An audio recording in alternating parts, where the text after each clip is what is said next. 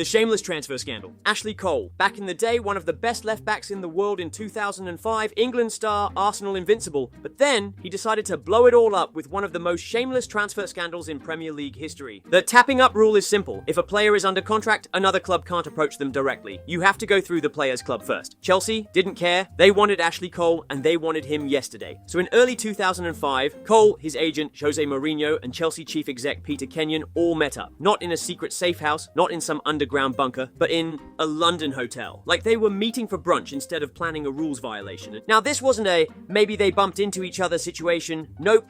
They sat down for a proper conversation about how Chelsea could sign him, while Cole was still an Arsenal player, but then it all leaked. Of course, the Arsenal fans lost their minds, and even the Premier League officials got involved. This wasn't just about losing a player, it was war, and the fact that Mourinho was involved made it feel even worse. Meanwhile, Cole, of course, denied knowing it was against the rules at first, which is hilarious. He'd been a professional footballer for years. The man knew exactly what tapping up meant. This is like getting caught shoplifting and saying, "Oh, I didn't know I had to pay for it." Even the Premier League launched an investigation. They didn't need to look far. The evidence was basically a group selfie away from being public. Cole was found guilty, Chelsea were found guilty, Mourinho was found guilty. The punishments? Ashley Cole, £100,000 fine. Chelsea, £300,000 fine. Mourinho, £200,000 fine. At the time, it sounded like big money. Now, it's lunch money. But the funniest part in this scandal is that Cole still left Arsenal for Chelsea a year later. So the whole thing, the fines, the bad press, the betrayal, was just a prequel. When the transfer finally happened in August 2006, it was one of the most bitter in Premier League history. Arsenal fans started calling him Cashley Cole, claiming he only left for the money. Cole famously complained in his autobiography that Arsenal had only offered him £55,000 a week, which made him feel insulted.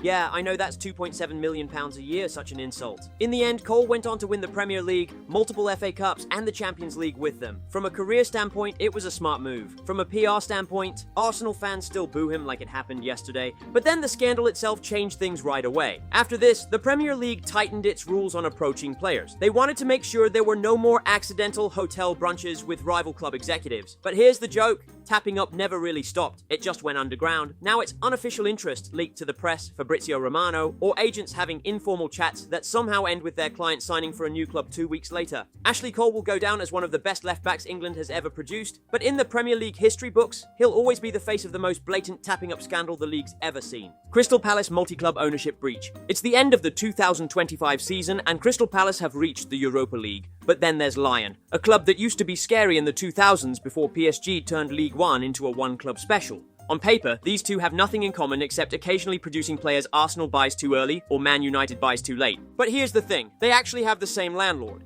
and UEFA is not supposed to let that happen. UEFA's rule is simple. One rich guy, or rich investment group, isn't supposed to own two clubs that could face each other in European competition. Because, that would be a bit suspicious. Imagine Palace needing a win against Lyon in the Europa League while both teams' owners are in the same corporate WhatsApp group. Make it make sense, I know, but then guess what? The American investors behind Palace also own OL Group, the holding company that owns Lyon. Same parent company, same ownership tree. But back in the day, Man City, Girona, and even Red Bull Leipzig and Salzburg did a trick that even surprised the UEFA by just outsmarting them. They shifted shares, used holding companies, and got the paperwork to say, well, technically, Girona isn't owned by Man City and Salzburg isn't owned by Leipzig, they just have the same billionaire friends. And UEFA bought it, completely. To keep them both in the Champions League, they just pretended one was a completely separate team, despite literally having the same logo, same color scheme, and the same player pipeline that ships half of Salzburg's squad to Leipzig every summer. But when Palace and Lyon tried to pull this move, it was technically too late. The funniest part, this whole mess was barely covered in the UK press. The Sun, the same newspaper that will publish a front-page expose if Jack Grealish wears odd socks,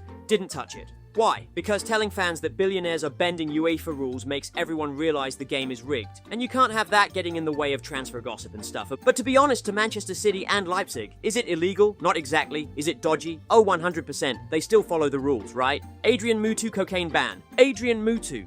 Chelsea's flashy Romanian forward, signed in 2003 for £15 million. Big money back then. But then, in 2004, he decided to become the Premier League's most expensive cautionary tale. Mutu arrived from Parma with a reputation for goals and flair. He even started his Chelsea career well, scored 4 goals in his first 3 games. Fans thought they'd found their next superstar. But instead of becoming the Romanian Thierry Henry, he became the Romanian what the fuck? Because somewhere between the summer of 2003 and the autumn of 2004, Mutu went completely off the rails. He started clashing with new manager Jose Mourinho. He missed training sessions, and then came the bombshell. In October 2004, Mutu failed a drugs test. Not for steroids, not for some dodgy supplement, for cocaine. Yes, the man was on £60,000 a week and decided to risk it all for a powder that wasn't even performance enhancing. Chelsea's reaction? They sacked him, straight away. No warnings, no second chances. Even the FA banned him for 7 months. The press tore him apart. Even Romania's national team suspended him. Overnight, Mutu went from Stamford Bridge hero to football's most infamous party boy. But of all these scandals, the next thing is by far the most wild one. Chelsea didn't just sack him and move on. They decided they wanted their money back. All of it. They took Mutu to court, claiming breach of contract, and they won. Mutu was ordered to pay Chelsea £15 million in damages. One of the biggest fines ever slapped on a player. He appealed, and appealed, and appealed again. It went on for years. By the time the final ruling came in 2012, Mutu still owed Chelsea the full amount. Eventually he played for Juventus, Fiorentina, and a few other clubs willing to take a gamble on a striker with baggage heavier than Harry Maguire's turning circle. Mourinho never forgave him either. Years later, Jose was still making sly digs about professionalism and commitment whenever Mutu's name came up. Because if there's one thing Jose Mourinho loves, it's a grudge that lasts decades. But the timing made it even worse. Chelsea were just entering the Roman Abramovich era, all the money in the world, but still trying to prove they were a serious club. Mutu's scandal was a PR disaster. His Chelsea career lasted 27 games. 27. That's almost £555,000 per match. And you thought your season ticket was expensive? Referee working abroad scandal. You'd think Premier League referees already had enough to deal with. Bad decisions, VAR disasters, you name it. But apparently, that's not enough for them. Nope, some decided they wanted a side hustle. Seriously. Turns out a few Premier League refs have been moonlighting abroad, flying out midweek to officiate in other leagues. Saudi Arabia, China, places where the pay packet looks like a striker's wage, not a ref's. So now, you've got refs showing up in the Premier League on Saturday, fresh from a midweek game in Qatar, where they were mysteriously very friendly to the home team. But then the most strange part of all is that the FA actually lets them do it. A lot of people already think refs are biased. Add in a second job abroad and suddenly every wrong decision feels like part of some international betting conspiracy. And honestly, with the level of Premier League officiating right now, it's not even a stretch. But then, they finally came with an explanation. It's safe to say that one is quite funny, actually. International experience will make our referees better, they said. Better? Mate, just doing your job in the Premier League is difficult enough, I guess. If this is them after getting better, I'm terrified to see the alternative. But then the hypocrisy of them all. If a player went and played for a different league midweek without permission, immediate fines, suspension, back page scandal. But refs? Nah, go get your bag, lads. Just be back in time for Wolves versus Burnley on Saturday. Of course, the leagues paying these refs aren't stupid. They know they're not just paying for 90 minutes of work, they're paying for influence, connections, and maybe, just maybe, a bit of favourable interpretation.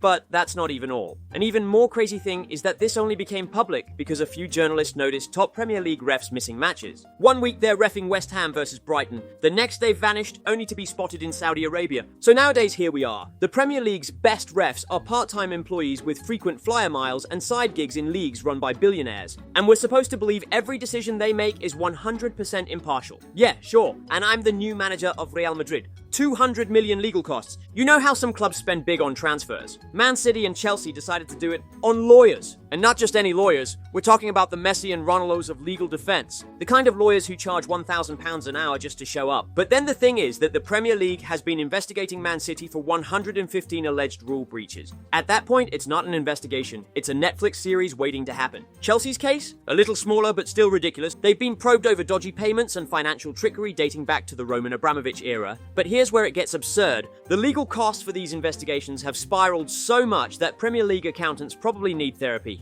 The bill even for the lawyers of the Premier League is in the tens of millions. Yes, tens of millions. That's money that could have gone to grassroots football, better stadium facilities, or, here's a wild thought, hiring referees who can actually do their jobs. But now guess who's paying for a chunk of it? You. Well, indirectly, through ticket prices, TV deals, and every time you buy an official club mug for £15. Some of that ends up funding the Premier League's endless legal battle with clubs who apparently think financial fair play is just a polite suggestion. Man City's strategy is simple. Delay everything. Every hearing, postponed. Every request for documents, met with a "we'll get back to you." By the time the case is done, Erling Haaland will be retired, I guess. Chelsea's approach? Blame the old owner? Every questionable payment? Oh, that was Abramovich's team. We're under new management now. The funniest part is that both clubs have bigger legal budgets than most League One sides have entire operating budgets. And the Premier League? They're stuck in this awkward dance. If they actually punish City or Chelsea properly, they risk being sued into the Stone Age. If they don't punish them, every other club will start bending the rules just to keep up, so they also need to spend millions on lawyers. But here's the grim reality. Even if the Premier League wins these cases, the clubs will probably appeal. To CAS, to the High Court, and each appeal will cost even more money. Meanwhile, the lawyers are laughing all the way to the bank because whether City and Chelsea win or lose, the legal fees keep rolling in. But then if Man City eventually lose, the fines, if they ever arrive, will probably be less than what the clubs have already spent on lawyers. Imagine spending £20 million to avoid a £10 million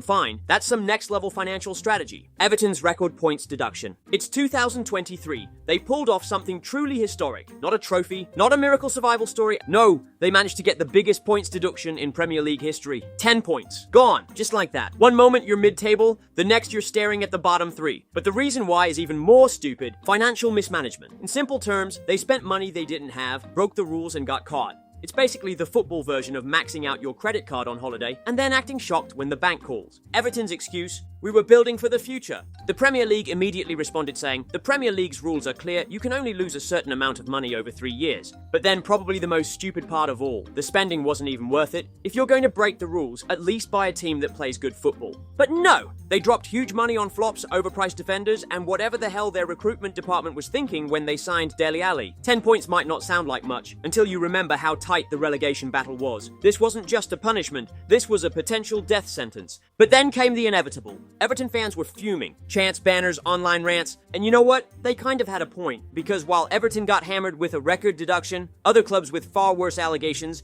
yes, Manchester City, I'm looking at you, were still playing happy families with the league. The hypocrisy is unreal. Everton's crimes, breaking loss limits by a few million, City's alleged crimes, 115 rule breaches. City's punishment, still pending. Everton's, immediate execution. But even among some Everton fans, there is a weird sense of pride. I found things like, yeah, we might go down, but at least we went down fighting the system. Which is basically the football fan equivalent of saying, sure, my car's been repossessed, but I made the bank work for it. But to make it even more chaotic, Everton immediately appealed. Because of course they did. And while all this was happening, the players had to just get on with it. Imagine being Sean Dyche. 1 minute you've dragged the team to safety, the next you're starting again 10 points down. The Kung Fu Kick Scandal, January 25th, 1995, Selhurst Park, Manchester United versus Crystal Palace, and the night football turned into absolute chaos. Everything was going well, but then something insane happened. Days later, people would call it one of the craziest days in football history. In the 48th minute, Palace defender Richard Shaw decided to give Cantona a little kick. Cantona gave him a bigger one back. Red card, so Eric starts walking towards the tunnel. Standard stuff until a Palace fan decides to run down 11 rows of stairs just to shout abuse at him, and not the "you're rubbish" kind. We're talking personal, nasty, the kind of insults that make your nan gasp. Cantona heard it and did something genius. Instead of walking off quietly, he launched himself, both feet in the air, over the advertising boards, straight into the fan's chest. A full kung fu kick, followed by a few punches for good measure.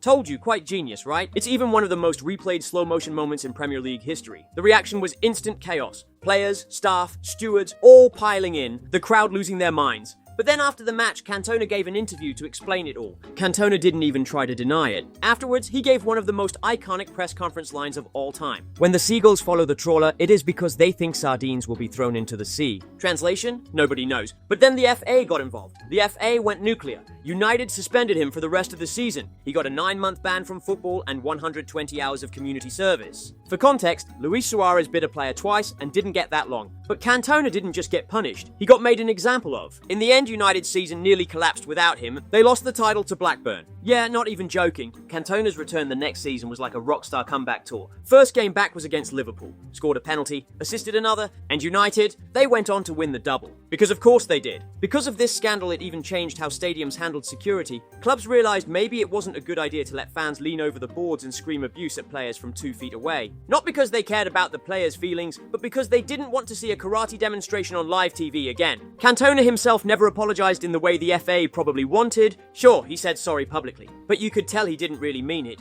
And whether you think it was wrong or right, you can't deny it's one of the most unforgettable things the Premier League has ever given us. Cannabis smuggling conviction, J. Emmanuel Thomas. Remember him? If you don't worry, after this one you will. He was supposed to be the next big thing. Tall, strong, skillful, came through Arsenal's academy and people were even calling him the next Vieira. He bounced around on loan, Blackpool, Doncaster, Ipswich, showing flashes of brilliance but never quite delivering. Eventually his Premier League dream fizzled out, but then it got really weird. In 2023, the news breaks, J. Emmanuel Thomas has been convicted for cannabis smuggling, not caught with a little bit at a party. We're talking organised transportation of illegal goods. But then the details were even more shocking. He was involved in moving serious amounts worth over £600,000. J. Emmanuel Thomas wasn't playing at the top level anymore, sure, but he'd still earned more in his career than most people will see in a lifetime. Yet here he was, risking prison time to smuggle weed. People on X were stunned, not because a footballer had gotten into trouble, that's practically an off-season tradition, but because Emmanuel Thomas had never been that guy in the media. No wild tabloid stories, just quietly existing. And then boom, the headline drops. Even the memes were humiliating. Arsenal fans, Ipswich fans, even Bristol City fans were digging up old pictures of him in training and adding captions. When you lose the ball and the stash in the same game. From Emirates to Emirates Airlines cargo,